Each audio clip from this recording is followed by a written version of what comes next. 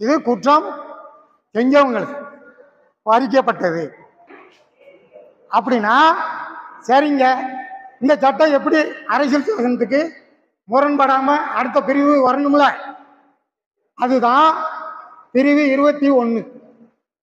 அது அரசியல் சாசன கோட்பாடு பிரிவு 21 என்ன சொல்லுது? அந்த சங்கதி தெரியணும்ல. என்ன சொல்லுதுன்னா, எந்த ஒரு தனி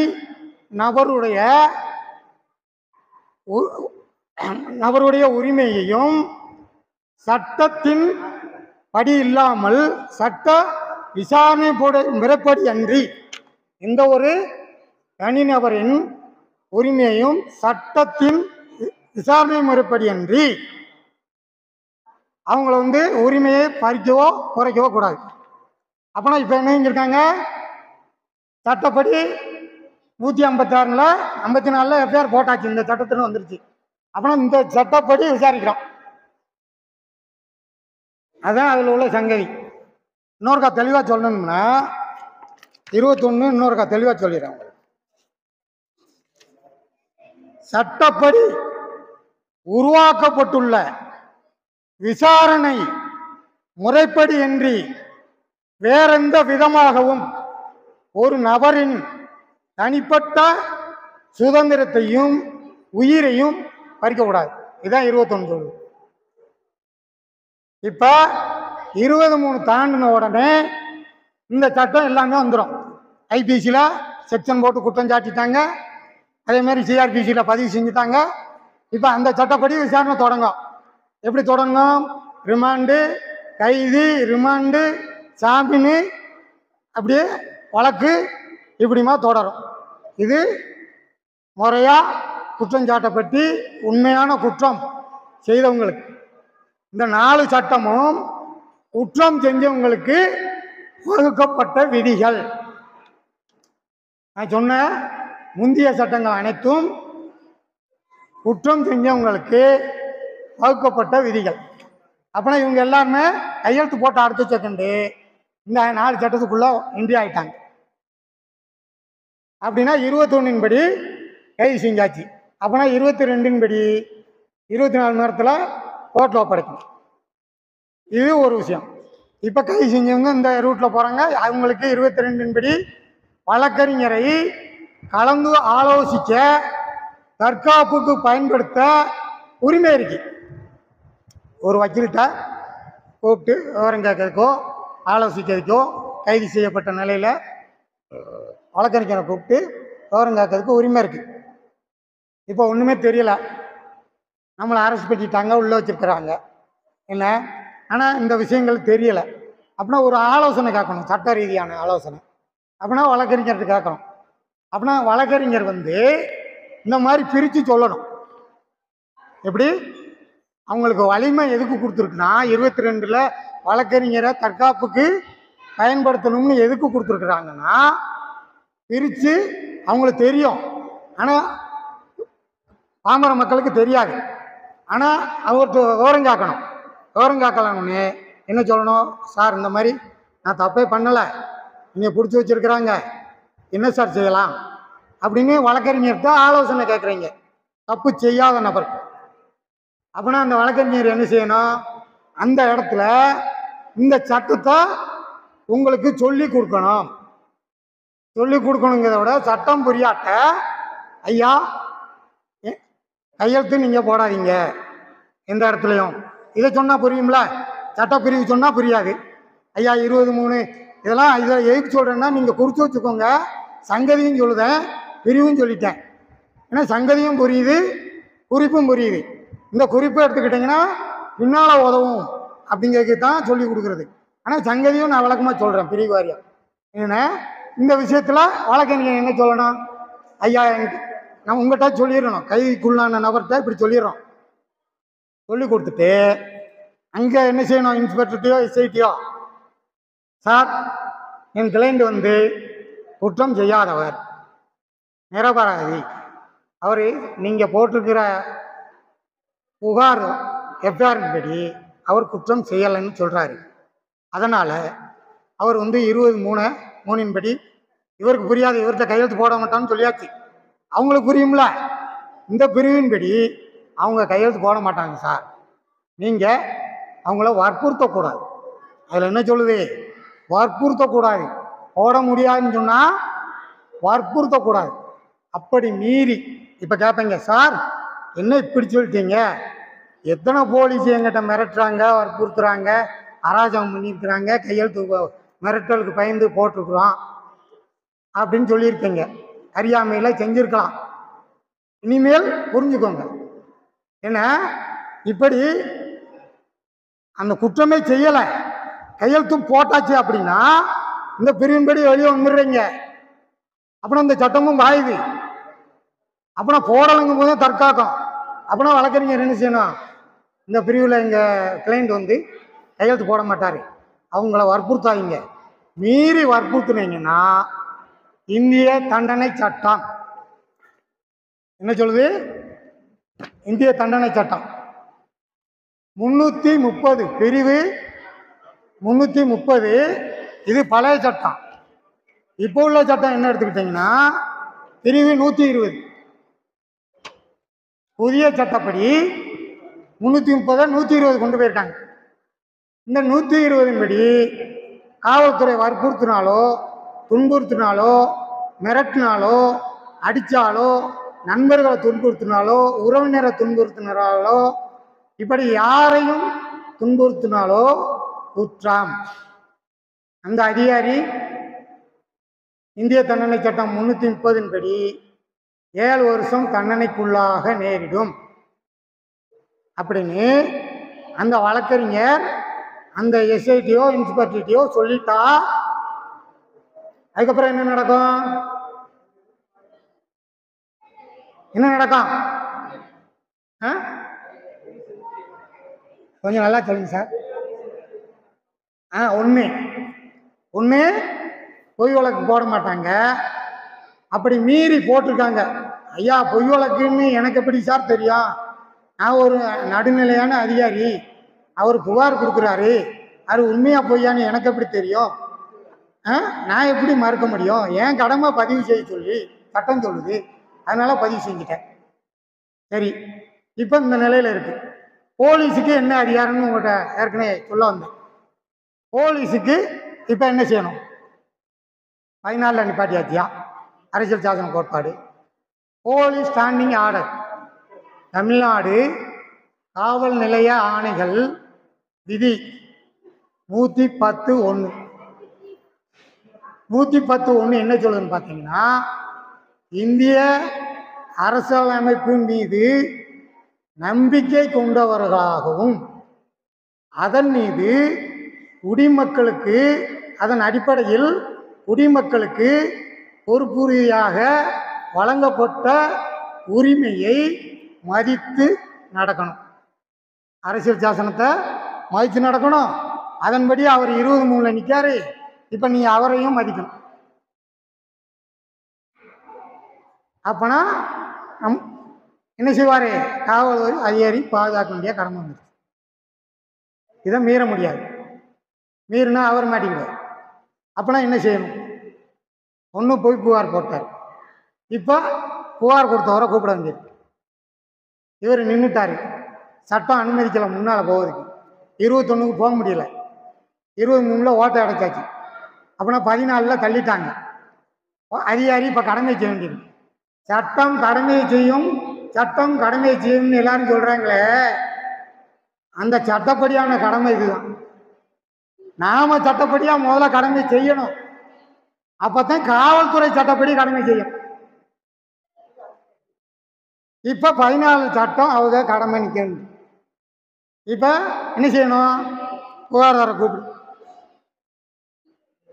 கூப்பிட்டு விசாரிக்க வேண்டிய இடத்துல விசாரிச்சா என்ன சொல்லுவாங்க?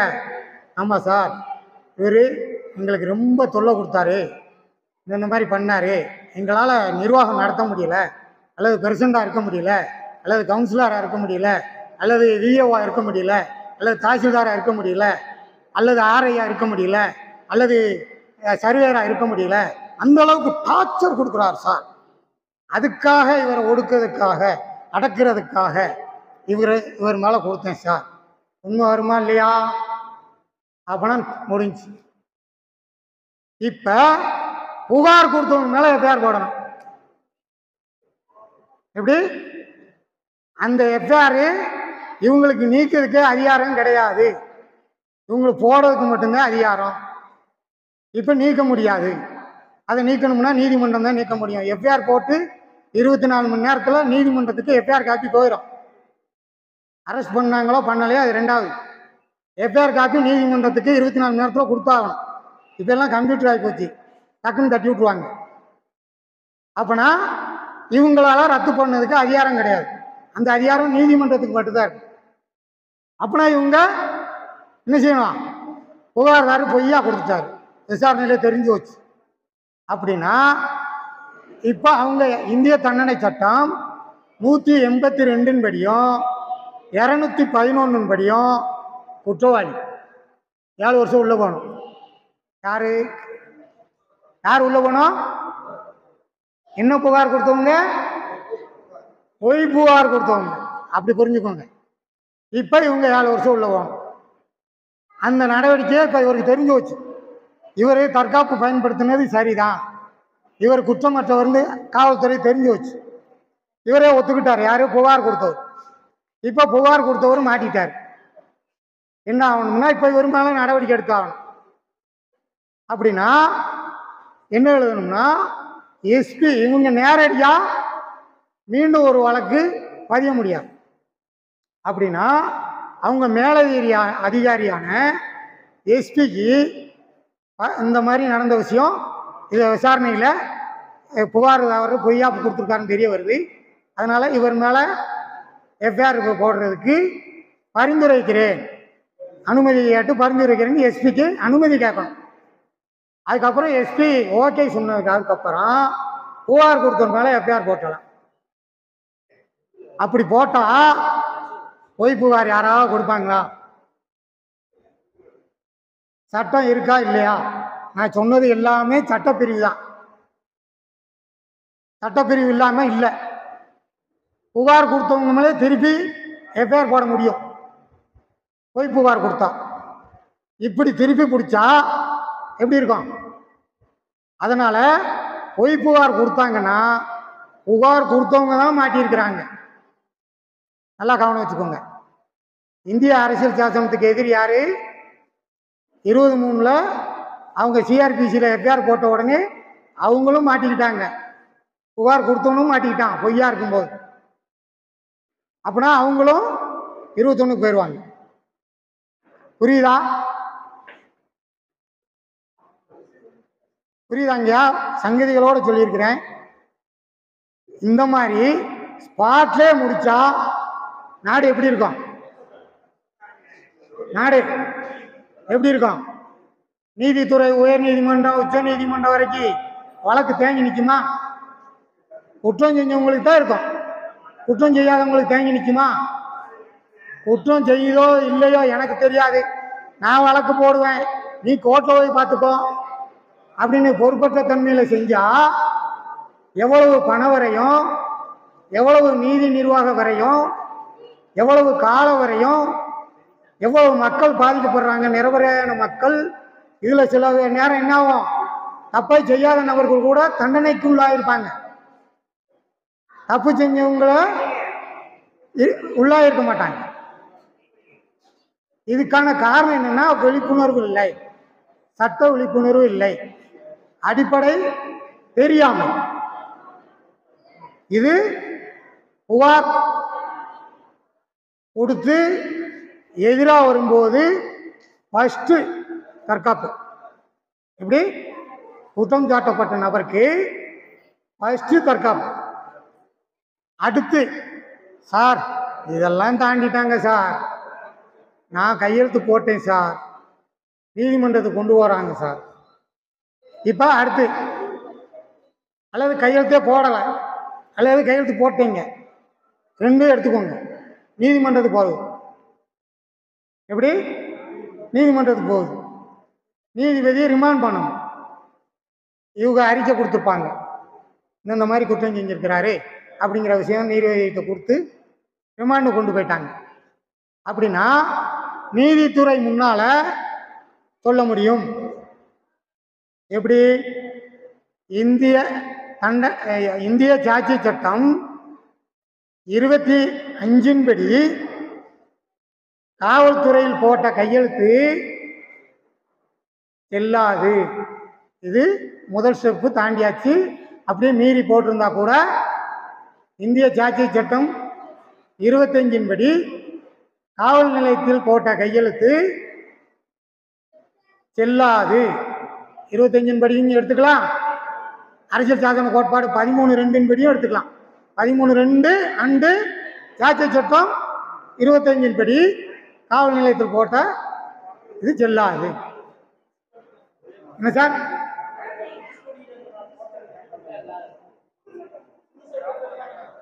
புது சட்டத்தில் அந்த 25க்கு மாறா கேட்குறீங்களா?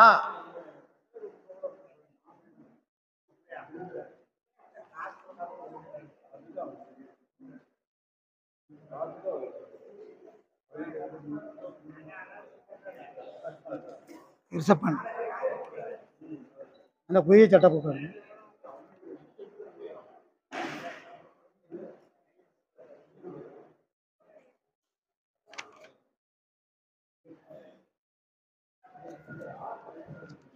அதை பார்த்து சொல்லுங்க. ஒரு நிமிஷம் நான் பேசிக்கிருக்கேன். இதை பார்த்து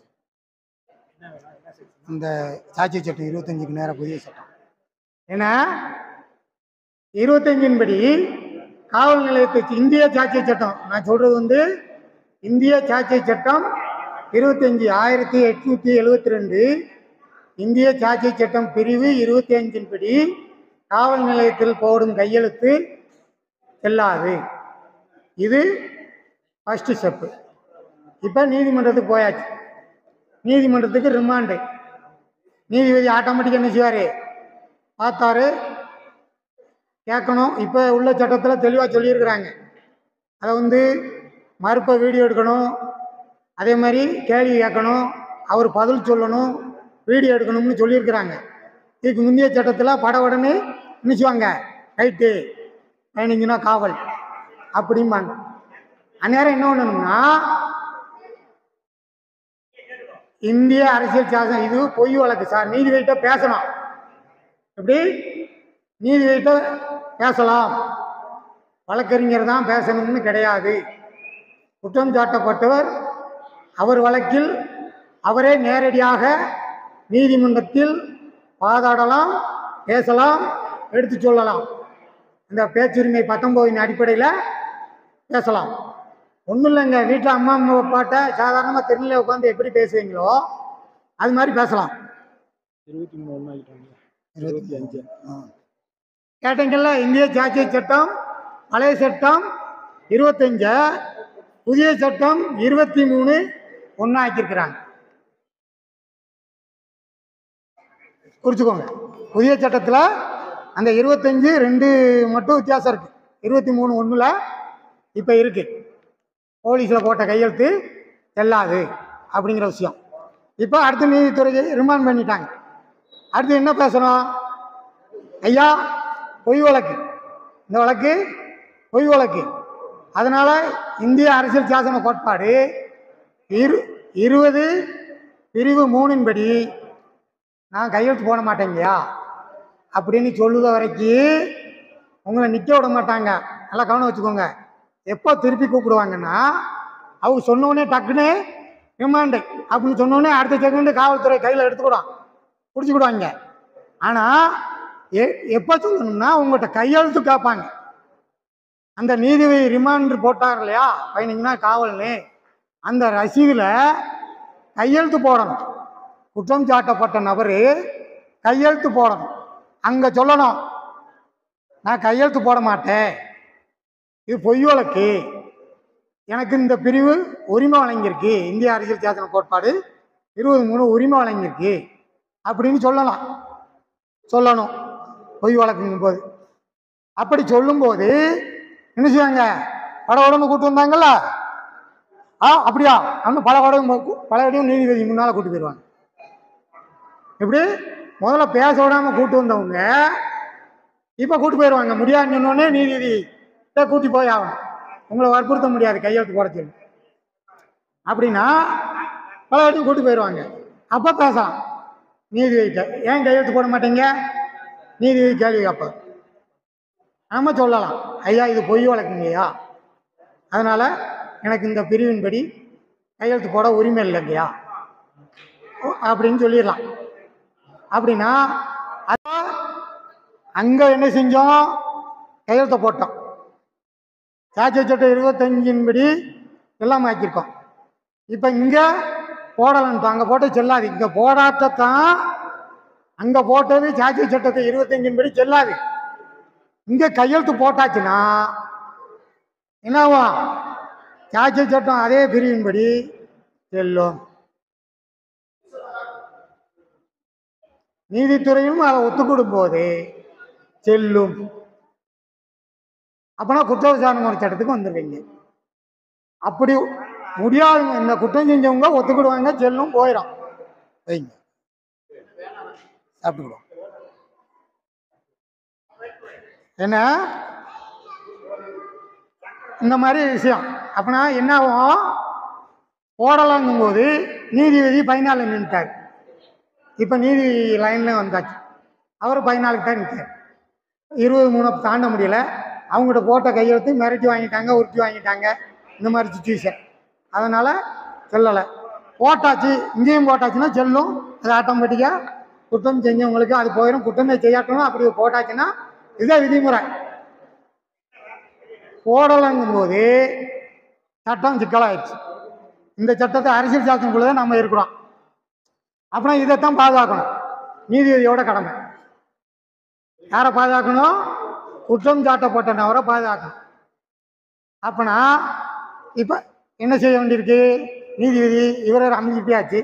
இப்போ போலீஸில் கேள்வி கேட்பார். அவர் முடியாதுன்னு போயிட்டாரு, உன் விசாரணை என்ன, இதுக்கு பதில் சொல்லுமாங்க. அப்படின்னா காவல்துறை என்ன செய்யணும்னா 23 தாண்டி அறிக்கை கொடுக்க முடியாது. இப்போ 23 கையெழுத்து போட்டுட்டா இவங்க அறிக்கை கொடுத்துருவாங்க, டபக்குன்னு அடுத்தடுத்து குற்றச்சாட்டு இப்படி கொடுப்பாங்க. ஆனால் 23 இவருக்கு நின்றுட்டதுனால அவங்க அறிக்கை கொடுக்க முடியாது. கொடுத்தா அரசியல் சாசனத்துக்கு எதிராக போகும். அப்படின்னா சட்டச்சிக்கல் இருக்கு. அந்த ஆள் முடியாதுன்னு போயிருக்காரு. இப்போ அப்பனா உண்மையை வெளியே கொண்டு வர வேண்டியது. அப்பனா என்னாகும், இதுக்கு உள்ள வச்சாச்சு, ஜாமீன் கேட்குறாங்க. யார் தரப்பு, குற்றம் சாட்டப்பட்ட தரப்பு ஜாமீன் கேட்குறாங்க நீதித்துறையில். இந்த சூழ்நிலையில் போலீஸ் கஸ்டடிக்கும் கேட்குறாங்க.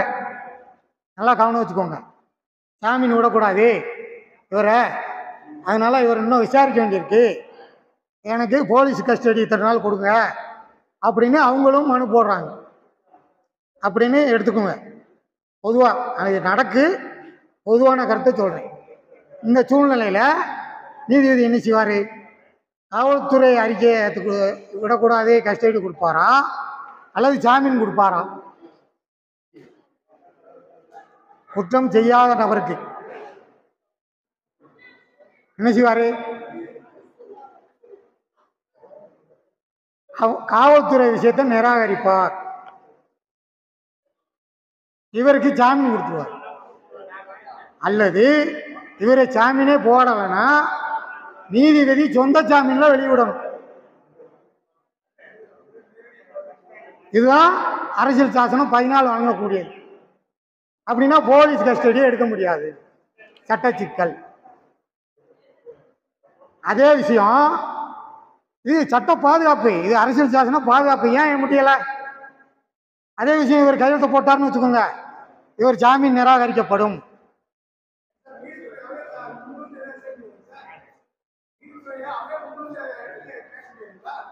நீதிபதி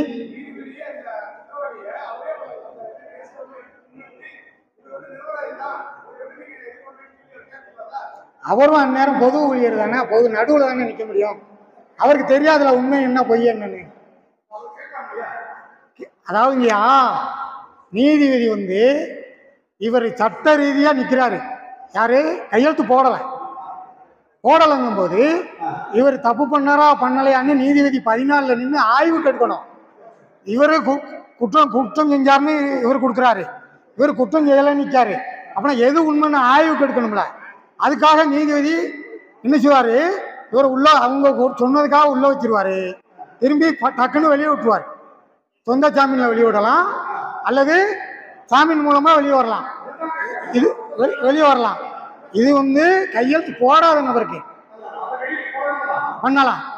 ஆனால் கையெழுத்து போட்ட நபருக்கு இப்படி போட்டாரு அப்படின்னா நீதிபதி எதை நிராகரிப்பாருன்னா ஜாமீனை நிராகரிப்பார். போட்டாரு அப்படின்னா அவரே ஒத்துக்கிட்டாரு, 23 அவுட்டு, 21 சிஆர்பிசி சட்டத்துக்குள்ள வந்தாச்சு. இப்போ அவர் ரிமாண்டு இவங்க எதை செய்தி சாட்சிக்க வேண்டிய கட்டம் இருக்கு.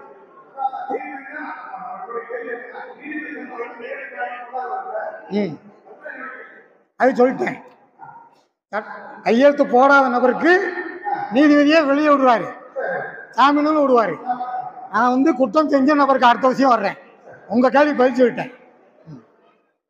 ஏன்னா இப்ப செஞ்ச நபரு கையெழுத்து போடலை அல்லது செய்யல கூட இல்லை, கையெழுத்து போட்டார். செஞ்சாரோ செய்யலையோ கையெழுத்து போட்டார். இந்த லைன்ல போங்க. இப்ப நீதிபதி வெளியிட முடியாது. அப்படின்னா போலீஸ் கஸ்டடின்னு கேட்குறாங்க. என்ன பண்ணணும், கஸ்டடி தான் விடணும். அவங்க இந்த போலீஸு கஸ்டடிக்கு விடணும்னா சில விதிமுறைகள் இருக்கு. அந்த கஸ்டடிக்கு தகுந்த விதிமுறைகள்லாம் இருக்கா அப்படின்னு நீதிபதி ஆய்வு செஞ்சு அது சரியாகும் பட்சத்தில் தான் போலீஸ் கஸ்டடி விடுவாங்க. அது நீதிபதிக்கு திருப்தி இல்லாத பட்சத்தில் அதுவும் கொடுக்க மாட்டாங்க. அது வேற விஷயம். ஆனால் உண்மை இல்லை, உண்மைக்கு புறமான பொய் வழக்குங்கும் போது கண்டிப்பாக கஸ்டடி கிடையாது. கையெழுத்து போடாமல் இருக்கும்போது இந்த விஷயம் ஜாமீனில் விட்டுருவாங்க, வெளியே வந்துடுவாங்க. இது அடுத்த ஸ்டெப்பு. இது 2வது ஸ்டெப்பு. சார் இந்த விஷயமெல்லாம் எங்கள் வாழ்க்கையில் முடிஞ்சு போச்சு, இப்போ அடுத்து என்ன வருது, நீதிமன்ற விசாரணைகள் இருக்குது சார் அப்படின்னா நீங்கள் உள்ளேருந்து வெளியே ஜாமீனில் வந்திருப்பீங்க. கண்டிஷன் பெயிலாக இருக்கலாம் அல்லது கண்டிஷன் பெயில் முடிஞ்சிருக்கலாம், நிலுவையில் இருக்கும் வழக்கு. இந்த சூழ்நிலையில் அடுத்து 3வது ஸ்டெப் வருது. சட்டத்தில் 3 வாய்ப்பு, அதுதான் உங்களுக்கு சொல்லி கொடுத்துட்டு இருக்கேன். 2 வாய்ப்பு தாண்டியாச்சு, இப்போ 3வது வாய்ப்பு வருது. சரியா? அது எது அப்படின்னு கேட்டிங்கன்னா இதையும் தாண்டிட்டாங்க. தாண்டி வெயிலில் வந்தாச்சு.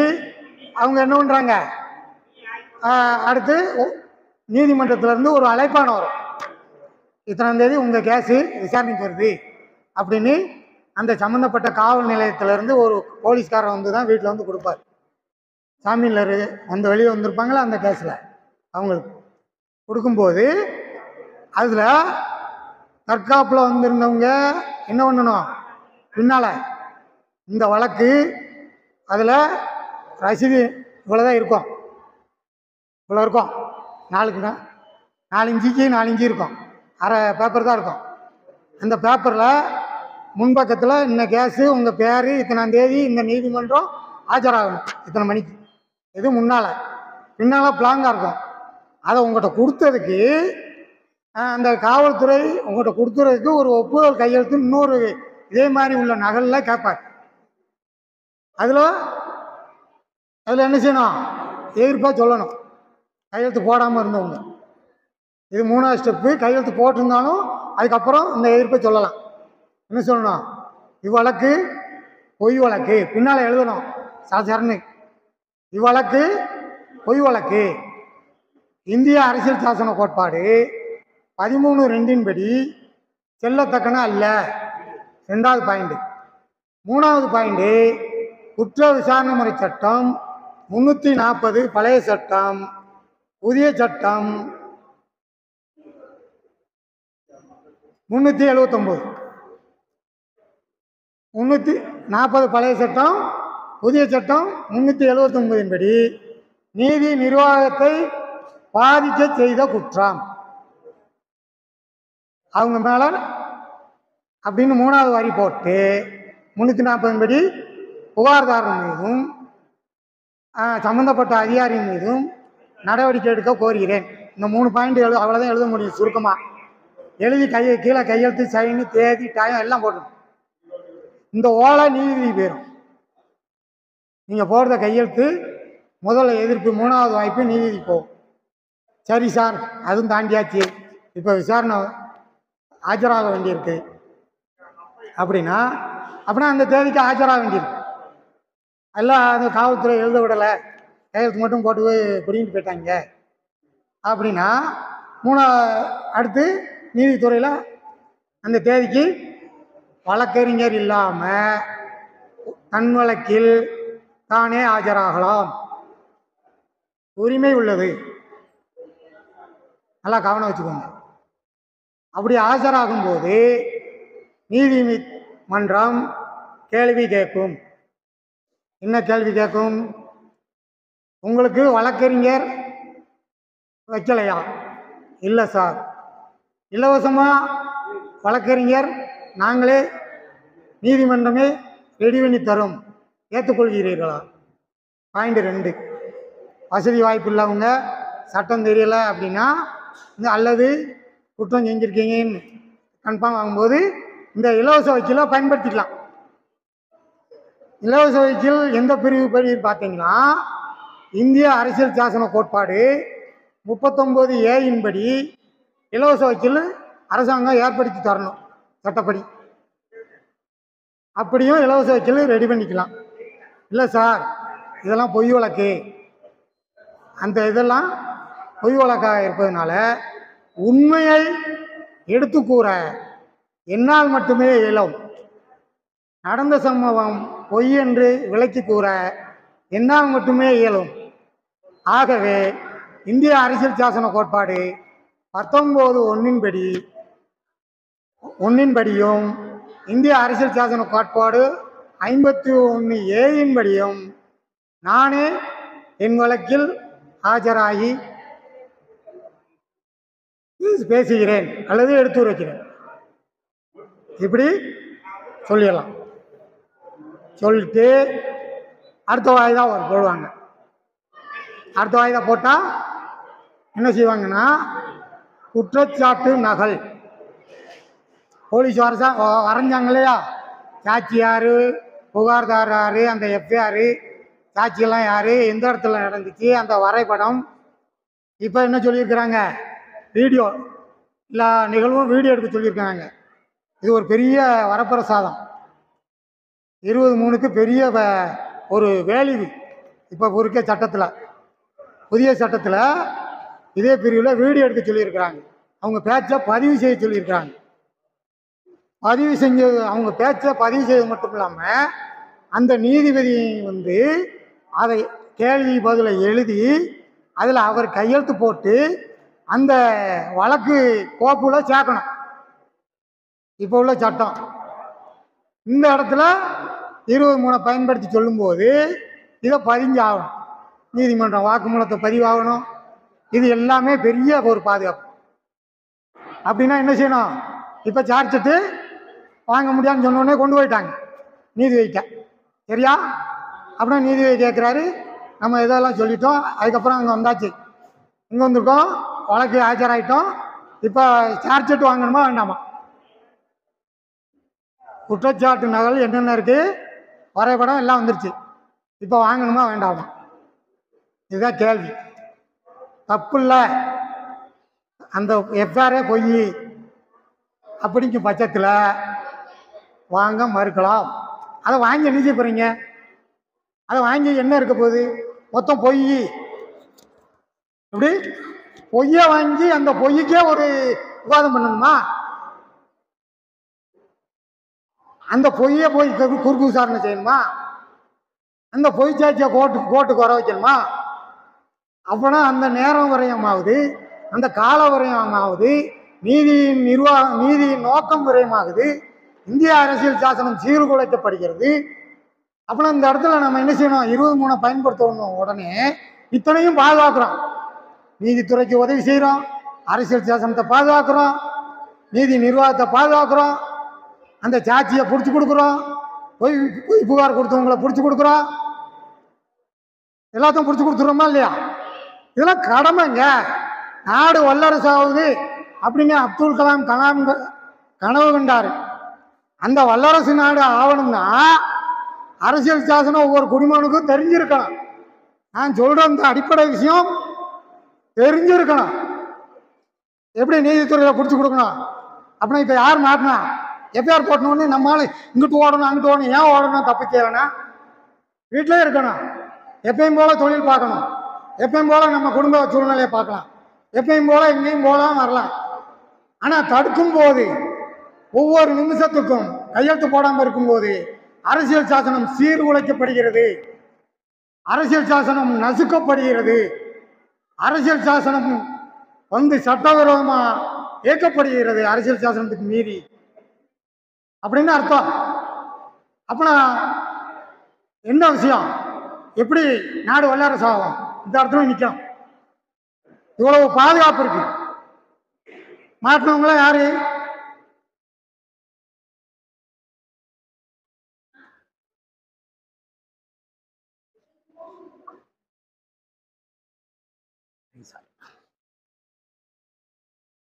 புரிஞ்சுக்கிட்டீங்களா? மாட்டினவங்க யாரு? போய் புகார் கொடுத்தவங்க. அந்த இடத்துல நீதித்துறையில நின்று பேசும்போது, இந்த சட்டத்தை எல்லாம் பயன்படுத்தும் போது, வின் பண்ணும்போது, இப்ப நீதித்துறை என்ன செய்யணும்? பொய்ன்னு சொல்றாரு. நீதித்துறையும் முன்னோக்கி போக முடியல. சரி, இதுல இன்னும் என்னென்ன பாதுகாப்பெல்லாம் இருக்கு அப்படின்னீங்கன்னா, அடுத்து ஒரு பொய் வழக்கு போட முடியாது. முத வழக்கே இல்லைங்கம்மா இருக்கு.